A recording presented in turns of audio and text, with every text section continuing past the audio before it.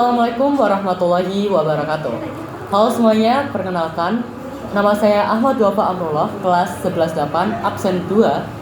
Perkenalkan, nama saya Satria Yoda Arya Satya dari kelas 11-8, nomor presensi 33 sebagai Ketua OSIS periode 2023-2024. Baik, adanya saya di sini untuk mewawancari tokoh penting di sekolah SMA Negeri 1 Desa, dan di mana saya akan mewawancarai Ketua OSIS periode 2023-2024, yaitu Satria Yuda Arya Satya.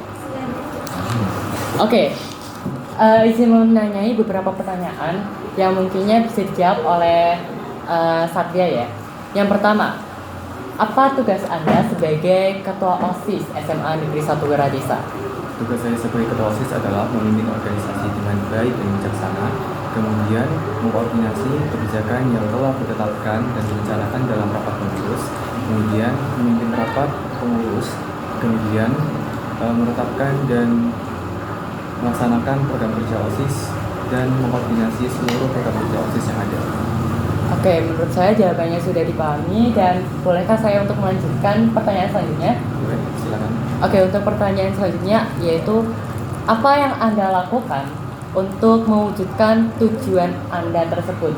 Namun sebelumnya bisa dijawab juga nih, apa tujuan Anda sebagai Ketua OSIS, dan dilanjutkan untuk mewujudkan tujuan tersebut. Tujuan saya tertuang dalam visi saya.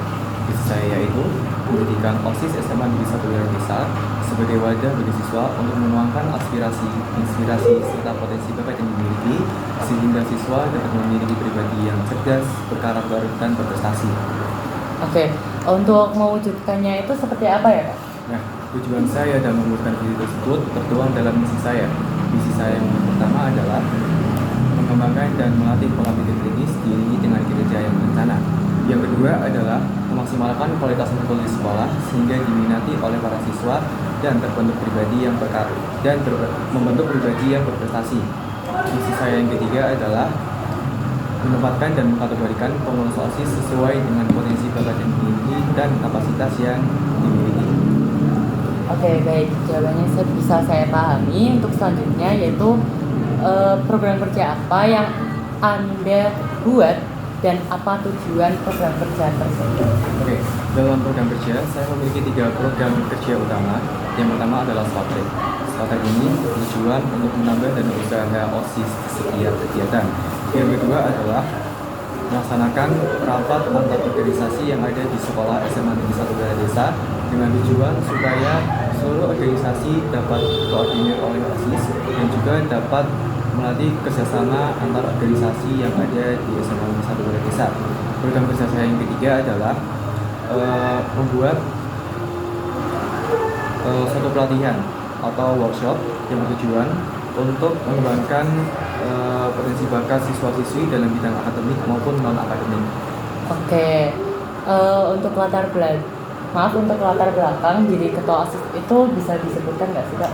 Oke, tujuan utama saya jadi Ketua OSIS adalah tentunya dari dukungan orang tua serta teman-teman saya untuk menjadikan saya Ketua OSIS.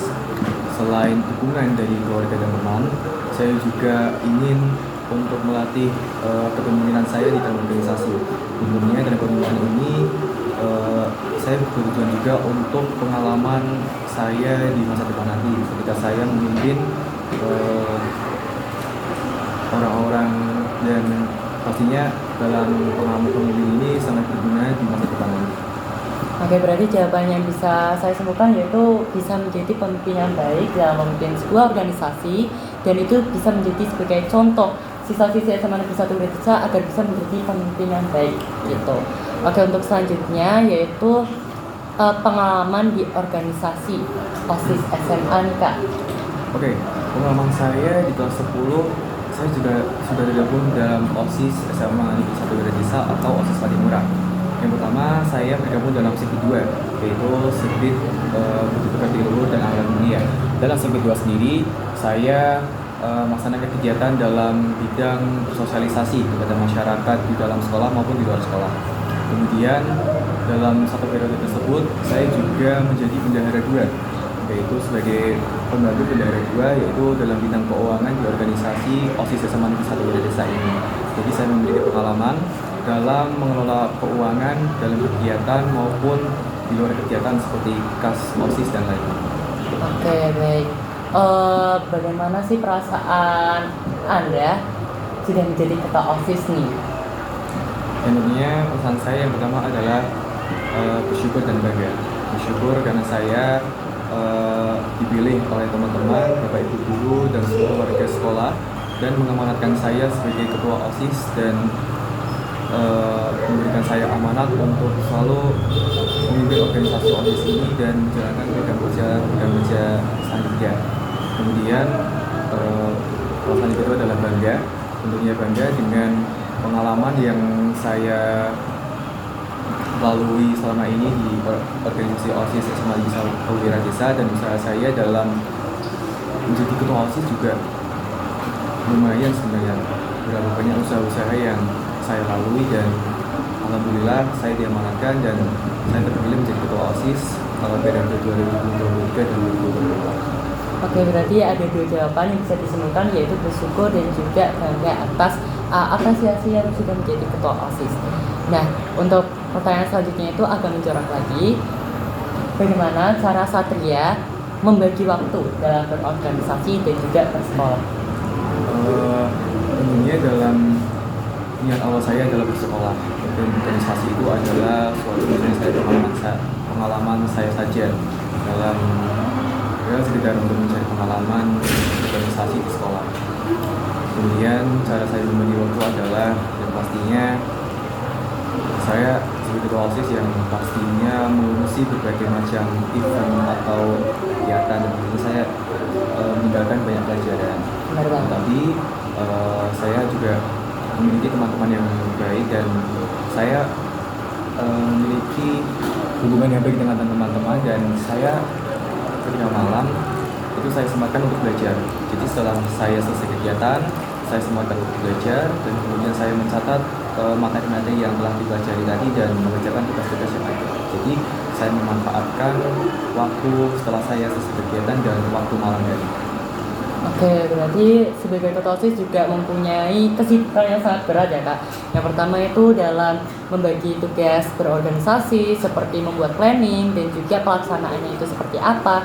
Itu yang perlu dipikirkan sebagai ketua OSIS, dan juga untuk membagi waktunya yaitu seperti belajar, yang dimana Kak Satria sendiri itu membagi belajarnya sendiri saat di rumah pada malam hari.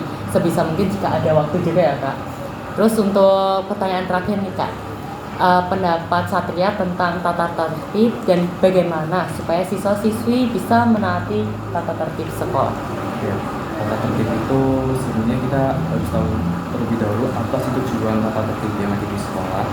Tata tertib sekolah itu ya tujuan untuk supaya siswa-siswi dan kegiatan di sekolah itu bisa terlaksana dengan nyaman, aman, tanpa ada gangguan suatu apapun ya. Dan kemudian sudah menjadi kewajiban bagi kita sebagai siswa-siswi SMA 1 Wira Desa untuk menaati peraturan tersebut. Dan juga dalam menegakkan tata tertib, kita ada guru ya, guru STP 2K sebagai penegak tata tertib sekolah, dan juga peran organisasi OSIS dan pengurus OSIS dan organisasi lainnya sebagai ujung tombak kita dalam menaati tata tertib sekolah. Dan bagaimana pengurus OSIS yang seharusnya menjadi contoh dalam menaati tata tertib sekolah, dalam berseragam maupun dalam berperilaku kepada Bapak Ibu guru. Dan juga usaha saya dalam mengembangkan tata tertib sekolah supaya bisa ditaati, yaitu dengan cara saya menjadi contoh terlebih dahulu. Kemudian saya mengingatkan teman saya ketika teman saya merasa kurang lengkap seragamnya maupun apapun yang merasa tidak sesuai dengan tata tertib yang ada di sekolah. Kemudian saya memiliki program yaitu pengenalan tata tertib sekolah di sosial media, dan nantinya program pengenalan tata tertib tersebut akan dibuat dan kemudian dipublikasikan waktu sebelum masa pengenalan lingkungan sekolah atau pada saat pendaftaran siswa baru ya PPDB SMA 1 Wira Desa, dan nantinya supaya siswa-siswa baru tersebut mengenali apa saja peraturan atau tata tertib yang ada di sekolah supaya nantinya bisa ditaati oleh siswa-siswi SMA Negeri 1 Wira Desa. tata tersebut. Nggak hanya kelas 10 saja, menaati tata tertib juga harus dilaksanakan oleh kelas 10, 11, 12 dan seluruh warga sekolah. Jadi tidak ada yang namanya kesenjangan kesenjangan untuk menaati tata tertib tersebut. Tidak hanya kelas 10 saja yang harus menaati tata tertib sekolah, tetapi kelas 11, 12 yang harusnya menjadi contoh untuk kelas 10 nanti supaya mereka bisa menaati tata tertib sekolah. Oke, juga sedikit opini dari aku sendiri bahwa tata tertib itu juga nggak hanya berpengaruh dalam dunia lingkungan sekolah, dimana setelah ber-SMA itu juga kita akan merasakan lingkungan yang benar-benar asli nih. Jadi di sana kita juga harus menaati lingkungan tersebut gitu. Dan tadi jawaban dari Satria juga benar banget, yang dimana itu semua siswa-siswi itu patut untuk yang namanya menjaga tata tertib sebagai kakak kelas yang bisa mencontohkan adik kelasnya, dan juga program kerja yang sudah disebutkan yang bisa membantu tata tertib sekolah itu berjalan dengan baik.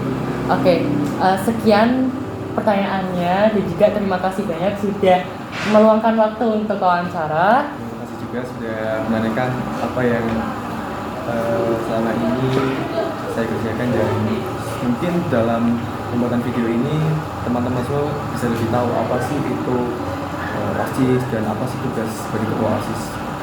Terima kasih. Jadi udah di spoiler dikit tentang OSIS dan juga bagaimana kerja OSISnya seperti itu ya. Oke, terima kasih banyak. Saya tutup. Semoga wawancara kali ini tuh bisa memotivasi teman-teman yang melihat video ini, dan juga salah satu langkah yang bisa menjadikan SMA Negeri 1 Desa itu menjadi baik ya Kak. Oke, sekian dari kami. Wassalamualaikum warahmatullahi wabarakatuh. Dadah. Berjir 12 menit.